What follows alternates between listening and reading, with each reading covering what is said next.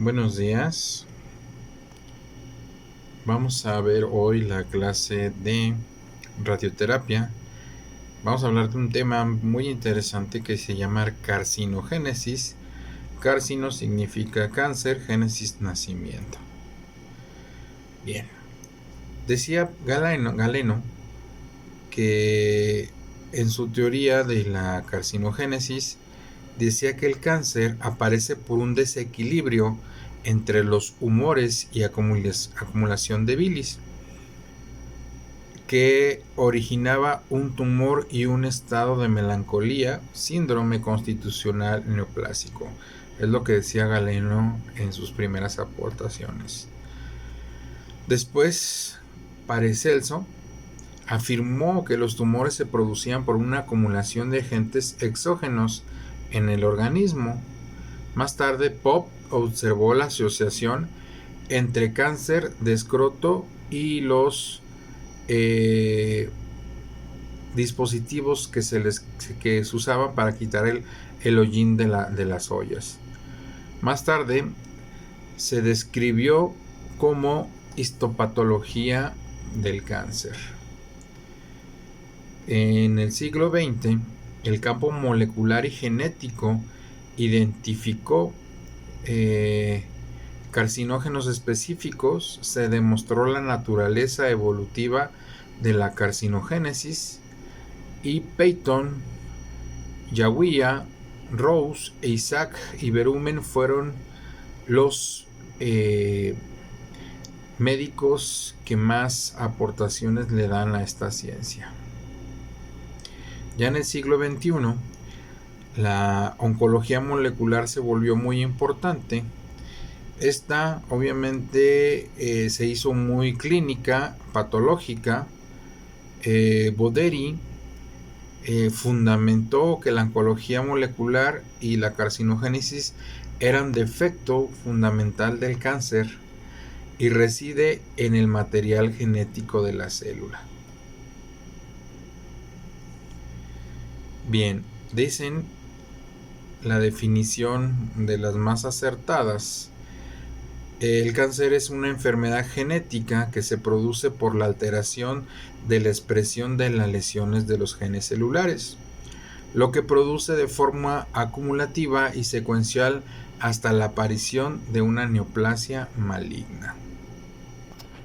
Las causas, obviamente las más importantes, son exógenas de un 50 a 80%, agentes químicos, radiación, agentes físicos, virus, infecciones bacterianas, parásitos, endógenas, estrés oxidativo, que, ojo, es obviamente de las causas más cotidianas en esta urbe metropolitana, y formas reactivas de oxígeno. La evolución de la carcinogénesis es el desarrollo de un tumor maligno. Requiere interacciones entre los factores endógenos y exógenos y presenta múltiples estadios diferenciales. Berenblum decía que estas se dividen en procesos de malignización en etapas. La primera etapa es la iniciación, la segunda es la promoción y la otra es la progresión tumoral. Aquí nos va diciendo las etapas en una oncología clínica, que nos dice qué factores genotóxicos. Vemos la célula cómo se empieza a dividir. Esto le llamamos iniciación. Aquí está alterando lo que es el material genético. Vemos los factores de promoción, cómo se empieza a distribuir, a proliferar, haciéndose obviamente más. Y vemos la progresión. Vemos cómo ya esta célula, aparte de que hizo una progresión, va haciendo amorfa su tamaño, va proliferando. A esto le llamamos inestabilidad cariotípica. Y estos son los factores a los cuales les llamamos factores evolutivos de la carcinogénesis. Bien, en la iniciación, ¿Qué pasa en la iniciación? Agentes carcinógenos genotóxicos se unen irreversiblemente al material nuclear, que es el ADN, adenosín ribonucleico o desoxirribonucleico. Hay una mutación celular, hay una activación de un oncogen y hay una supresión del antioncogen. Esto es en la iniciación. En la iniciación también pasan alteraciones de la estructura heredable de la célula original. Una célula con capacidad de transformarse en un clon de la célula maligna se caracteriza en la iniciación. Hecho irreversible y con memoria, y depende de la dosis del carcinógeno. Dentro de la iniciación también, la célula iniciada responde de una forma alterada al microambiente y presenta una ventaja selectiva del crecimiento. Es más resistente a la apoptosis. La apoptosis es obviamente la muerte programada de la célula. Es menos sensible a factores inhibidores del crecimiento. También en la iniciación, el momento propicio del ciclo celular para que se produzca la iniciación es el comienzo de la síntesis del ADN. Y es necesario que exista una o varias divisiones celulares en presencia del iniciador para que las células puedan ser iniciadas. En la promoción es un estadio de la evolución del desarrollo neoplásico que se caracteriza por la expansión reversible de la población iniciada y la alteración reversible de la expresión genética. La diferencia entre iniciación y promoción es la reversibilidad, una dosis umbral a una respuesta máxima. También en la promoción, la célula preneoplásica en un estadio de promoción depende de la presencia del agente promotor, de la concentración del umbral, el tiempo y la exposición, los cuales son agentes físicos, por ejemplo fibras de asbesto, agentes químicos, por ejemplo el humo de tabaco, agentes microbianos, por ejemplo el virus de la hepatitis, el virus del papiloma humano, etc. En la etapa de la promoción es interesante porque aquí podemos ver cómo un estadio todavía reversible e importante puede ser prevenido de la carcinogénesis. Dentro de ya la progresión, esta etapa se caracteriza por la existencia de una neoplasia maligna claramente establecida de forma irreversible, que puede presentar características de mayor agresividad, adquisición de capacidad metastásica y resistencia a algunos fármacos.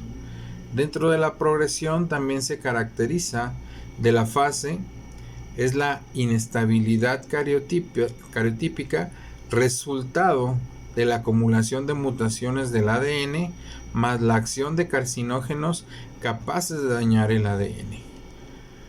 La inestabilidad cariotípica depende de la alteración de la proteína P53 que ocasiona que la célula dañada no entre en apoptosis, o sea, no se autoprograme para morir. La carcinogénesis y la herencia. Para diversas neoplasias se sugiere la existencia de una herencia mediliana dominante. En algunas familias se está aumentando el riesgo para un determinado tipo de tumor, pero en algunos se está incrementando el riesgo para varios.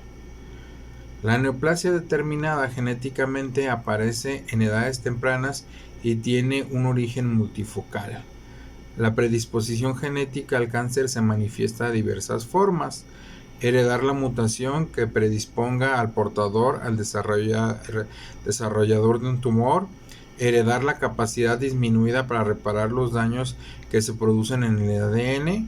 Heredar la susceptibilidad que exponga al portador a una mayor cantidad de agente crítico.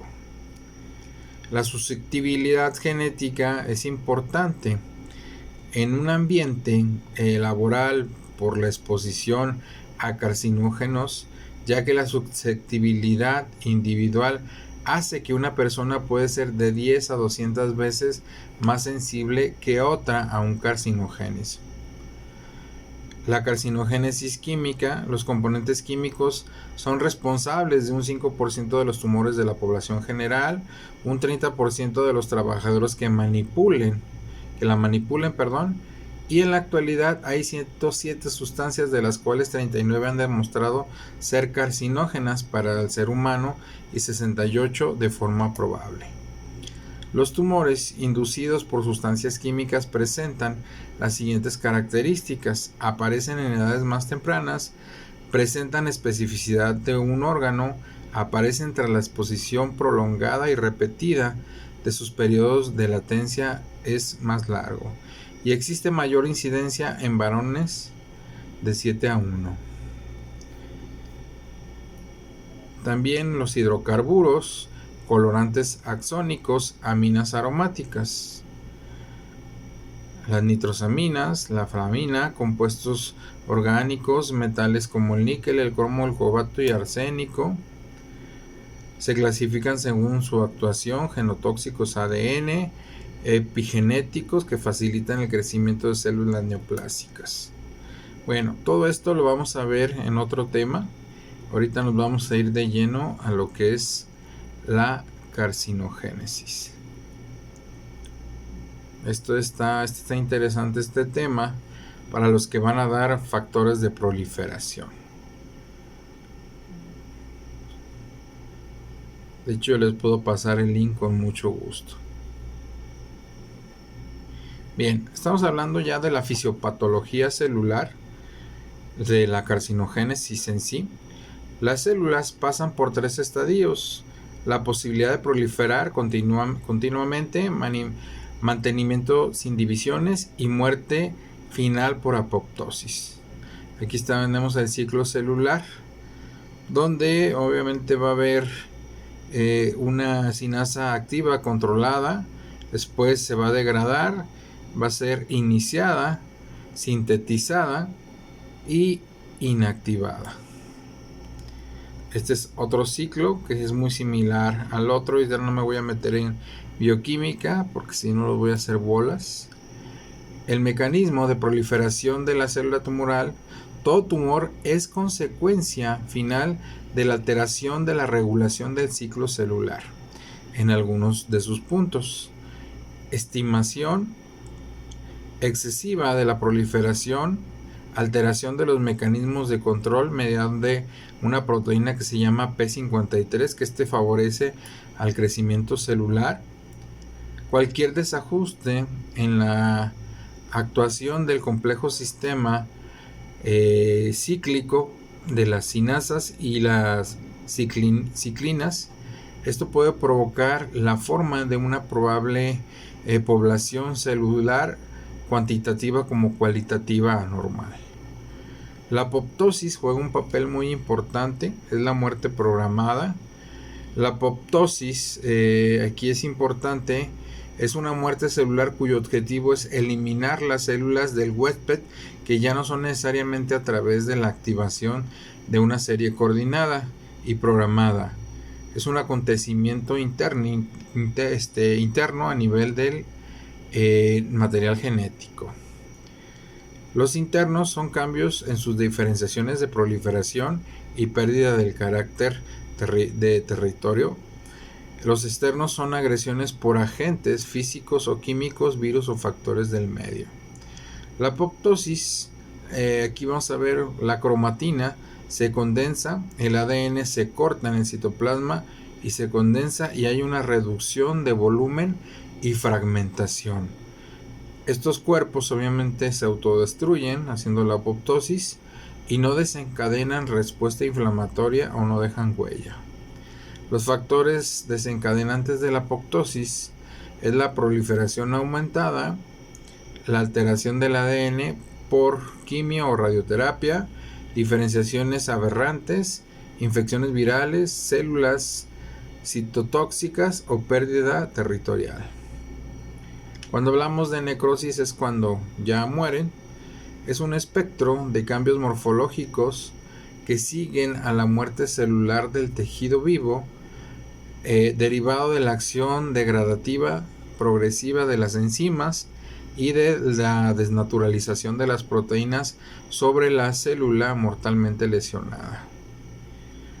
La diferencia entre necrosis y apoptosis: la necrosis, obviamente, reacción inflamatoria, aumento de volumen celular, ruptura celular del contenido celular, organelos celulares alterados, hidrólisis del ADN, pequeños agregados de cromatina, conduce a la destrucción del tejido.